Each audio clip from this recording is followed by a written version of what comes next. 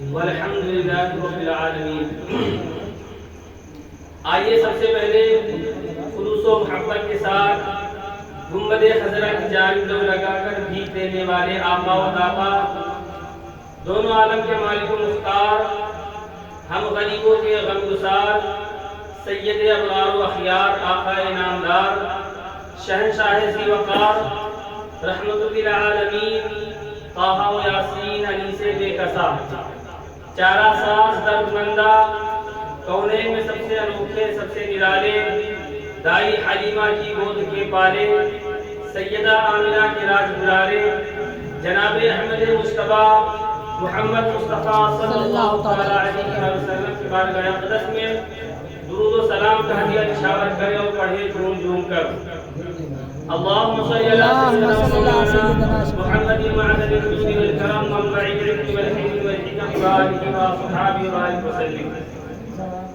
صلاۃ و سلام علیک یا رسول اللہ صلی اللہ علیہ وسلم۔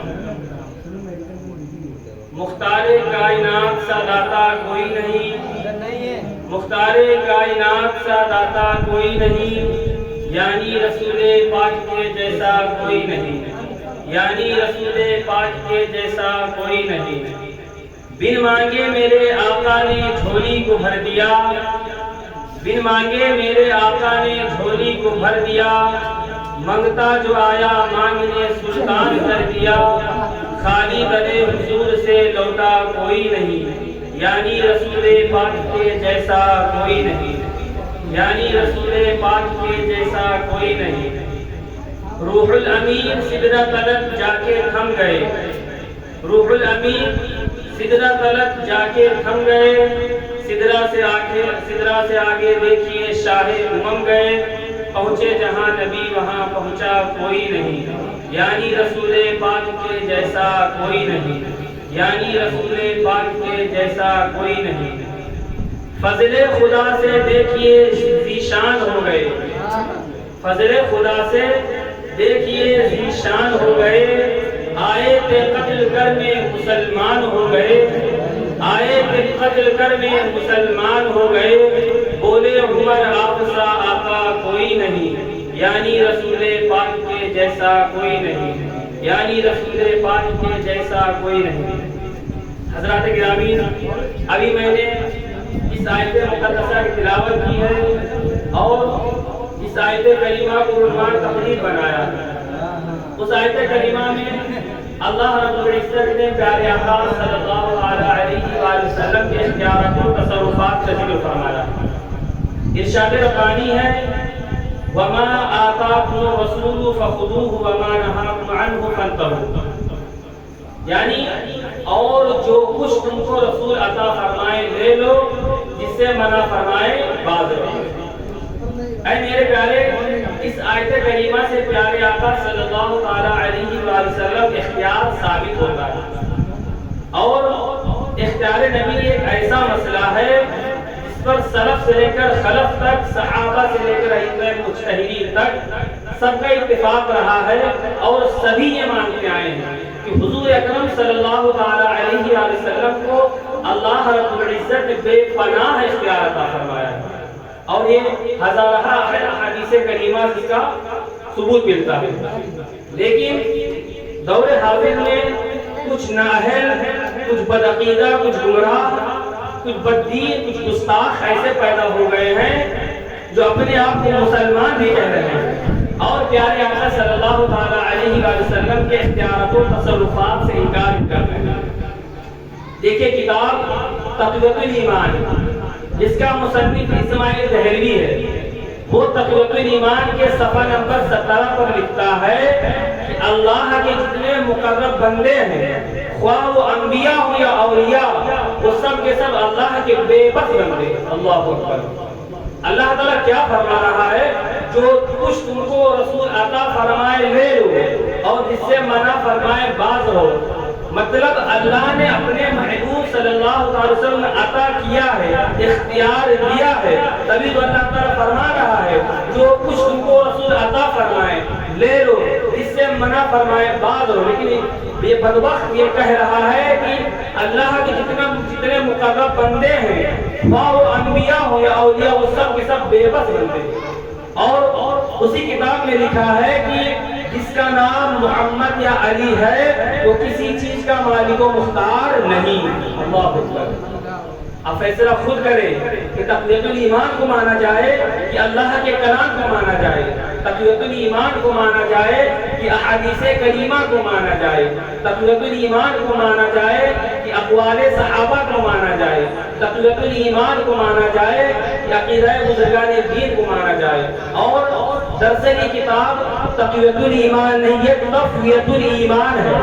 ایمان کو فوت کرنے والی کتاب ہے، ایمان کو برباد کرنے والی کتاب ہے، اور ایسا لکھنے والا کبھی بھی مسلمان نہیں ہو سکتا ہے، کبھی بھی صاحب ایمان نہیں ہو سکتا ہے۔ تو پتہ چلا مسلمان وہی ہوگا، صاحب ایمان وہی ہوگا جس کا اختیار ہو، جس کا عقیدہ ہو کہ حضور صلی اللہ علیہ وسلم صاحب اختیار ہے۔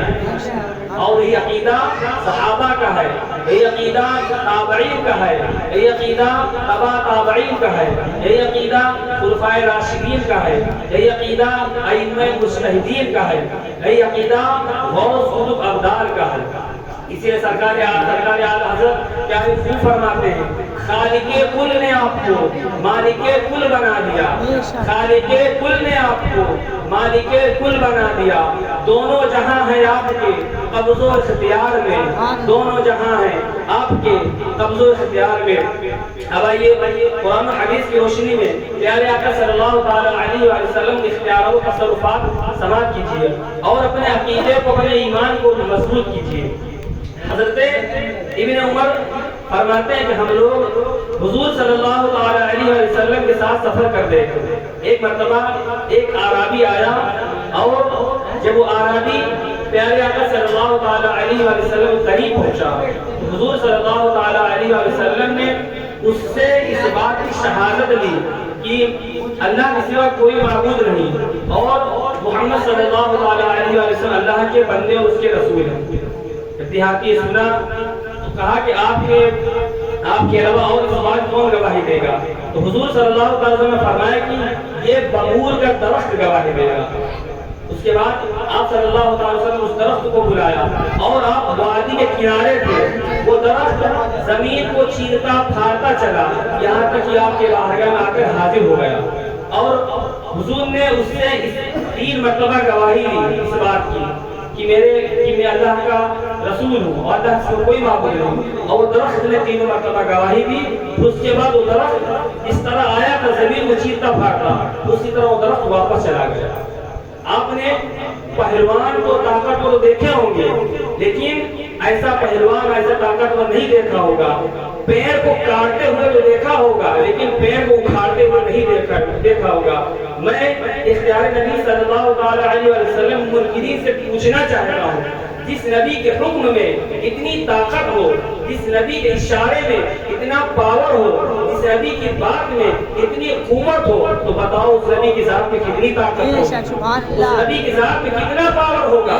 جو درخت میرے نبی کے حکم سے خدمت میں حاضر ہو جائے اور آپ کی نبوت و رسالت گواہی دیتے ہوئے آپ کا کلمہ اشہد ان لا الہ الا اللہ واشہد ان محمد عبدہ ورسولہ ورد کرنے لگے، تو بتاؤ یہ اختیار نبی نہیں ہے تو اور کیا ہے؟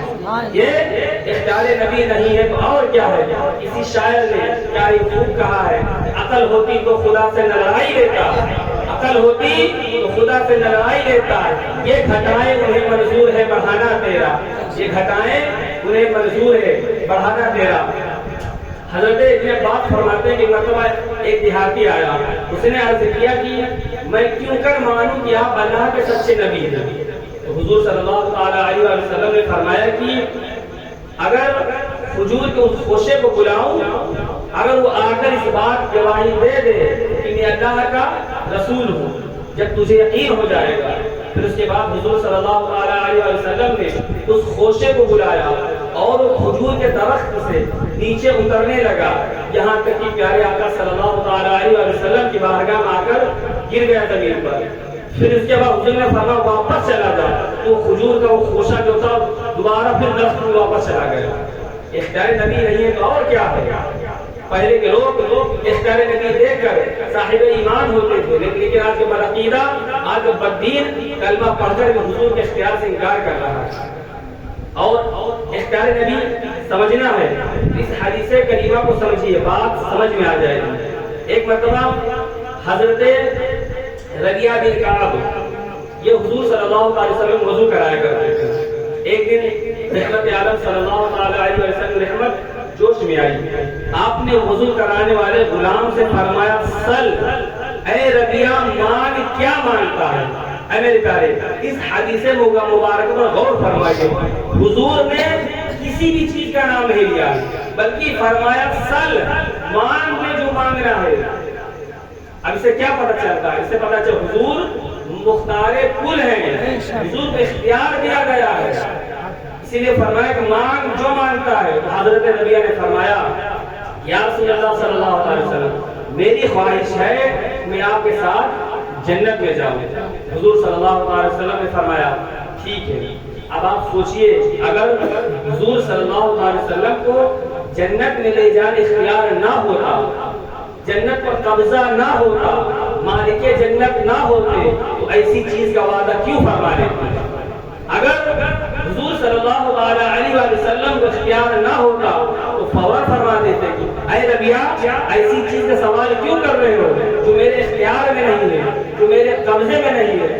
نہیں، بلکہ آپ صلی اللہ علیہ وسلم نے جنت میں لے جانے کا وعدہ فرما کر یہ بتا دیا ہے کہ اللہ رب العزت نے مجھے بے پناہ اختیار عطا فرمایا ہے کہ اے محبوب، آپ جس کو چاہیں جنت عطا کر سکتے ہیں، جس کو چاہیں جنت دے سکتے ہیں، اور جسے چاہیں جنت میں لے جا سکتے ہیں۔ اور حضور مالک جنت ہے، عرش پر حضور کا نام ہے، فرش پر حضور کا نام ہے، جنت کے محلات پر حضور کا نام ہے، حوض کوثر پر حضور کا نام ہے۔ آپ نے دیکھا ہوگا کہ کوئی اپنی یعنی بلڈنگ بناتا ہے تو اس پر اپنا نام لکھ دیتا ہے، مثلا کسی منزل پر لکھا ہوتا ہے رضا منزل، کسی پر لکھا ہوتا ہے شکیم منزل، کسی پر لکھا ہوتا ہے خبیر منزل، کسی پر لکھا ہوتا ہے شکیم منزل۔ ہر آدمی اپنے اپنے مکان پر اپنا نام لکھتا ہے۔